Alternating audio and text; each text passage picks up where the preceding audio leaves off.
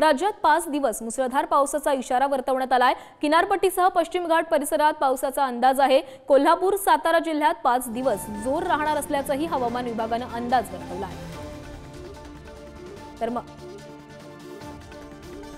पावसाची परिस्थिती नेमकी कशी आहे हे जाणण्यासाठी आपल्यासोबत खोले मॅडम आहेत। मॅडम, राज्यात पाऊस थांबलाय का? काय म्हणजे काही ठिकाणी थांबलाय, कधी ऊन पडते, वारा पडते, काय परिस्थिती आहे आतापर्यंत? जर पावसाची परिस्थिती पाहिली आपण, आपल्याला माहिती आहे की जून ते सप्टेंबर हा 4 महिने पावसाचा काळ असतो आणि 1 जून पासून ते आता 3 जुलै पर्यंतची जर पावसाची परिस्थिती पाहिली तर आपल्याला असं दिसून येईल की पूर्ण देशाच्या स्तरावर ऑल इंडिया लेव्हलवरती जून महिन्यात पावसा सरासरीपेक्षा 11% कमी झालेला आहे। आणि महाराष्ट्रातलं आपण एकूण जर चित्र पाहिलं विशेषतः जिल्हा स्तरावर तर आपण इथे बघू शकतो की हे लाल रंग जो आहे किंवा लाल आणि पिवळा रंग त्या जिल्ह्यांमध्ये पावसा सरासरीपेक्षा कमी झालाय।